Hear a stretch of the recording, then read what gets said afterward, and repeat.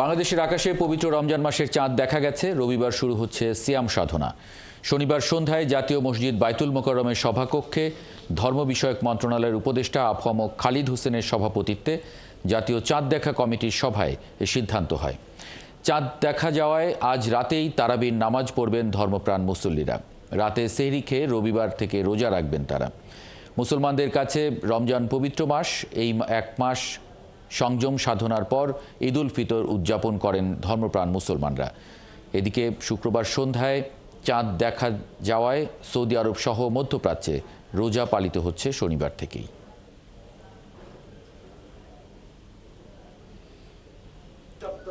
রোববার থেকে 1446 হিজরি সালের পবিত্র রমজান মাস গণনা শুরু হবে এবং আমরা ব্যবসায়ী ভাইদেরকে অনুরোধ করি রমজানের পবিত্র রক্ষার্থে এই পবিত্র মাসে তারা ব্যবসা করবেন, লাভ করবেন, নিঃসন্দেহে করবেন। তবে তারা যাতে জিনিসপত্রের দাম সহনীয় পর্যায়ে থাকে এই ব্যাপারে প্রয়োজনীয় তারা মানসিকভাবে তৈরি থাকবেন, প্রস্তুতি নেবেন। এটা আমরা ব্যবসায়ী ভাইদের প্রতি অনুরোধ জানাচ্ছি। দর্শক, আমরা যেটা জানাচ্ছিলাম যে দেশের আকাশে পবিত্র রমজানের চাঁদ দেখা গেছে।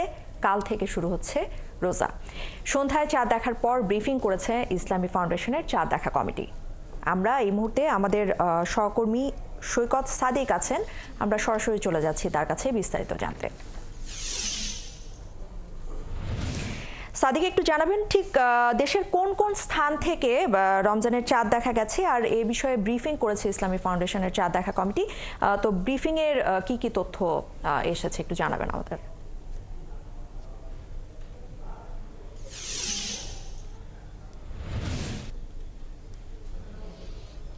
ইসাত মাগরিবের নামাজের পরেই কিন্তু এই জাতীয় মসজিদ বাইতুল মোকাররমের যে ইসলামিক ফাউন্ডেশন যে সভাকক্ষে সেখানেই কিন্তু চাঁদ দেখা কমিটি তাদের আনুষ্ঠানিক বৈঠকে বসে এবং তারা প্রায় আধা ঘন্টার বেশি সময় বৈঠক করেন।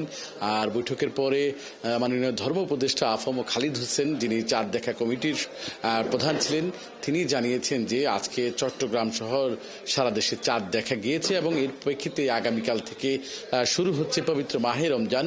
আর যদিও রমজানের আজকে তারাবি শুরু হবে, তো আজকে রাত থেকেই মূলত রমজানের যে আবহাওয়া সেটা শুরু হয়ে গেছে এবং এই রমজানের 30 দিন যে আনুষ্ঠানিকভাবে কবে পবিত্র শবে কদর হবে, কবে ইফতারের সময় শুরু, সব বিষয়ে কিন্তু আমাদের ধর্ম উপদেষ্টা কথা বলেছেন এবং নিত্য পণ্যের দাম কিরকম থাকে সেই বিষয়গুলো পরামর্শ দিয়েছেন।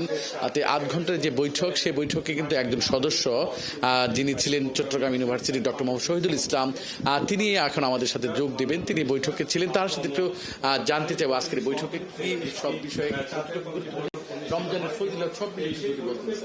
আসসালামু আলাইকুম প্রিয় দেশবাসী, আমরা অত্যন্ত আনন্দের সাথে জানাচ্ছি যে আজকে বাদ মাগরিব মাননীয় ধর্ম উপদেষ্টার সভাপতিত্বে চাঁদ দেখা কমিটি যে মিটিং করেছে, সেই মিটিংয়ে বিভিন্ন জেলা থেকে জেলা প্রশাসকগণ জানিয়েছেন যে তারা চাঁদ দেখেছেন, তার জেলায় চাঁদ দেখেছে তারা।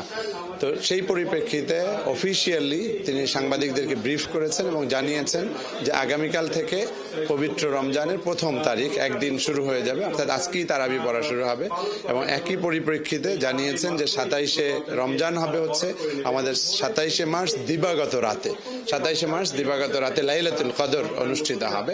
এবং তিনি দেশবাসীকে আরও একটি বিষয়ে আহ্বান জানিয়েছেন যে দ্রব্যমূল্যের ঊর্ধ্বগতি করা এটা ইসলামের শিক্ষা নয়, এটা ইসলামের শিক্ষা হতে পারে না, কারণ ইসলাম মানবতার কল্যাণের জন্য এসেছে। অর্থাৎ তিনি ব্যবসায়ী এবং এর সাথে যারা জড়িত তাদেরকে বিনীত অনুরোধ জানিয়েছেন যে তারা যেন সাধারণ মানুষের কষ্টের কারণ না হয়ে দাঁড়ান, সে ব্যাপারে যেন সকলে সহযোগিতা করেন।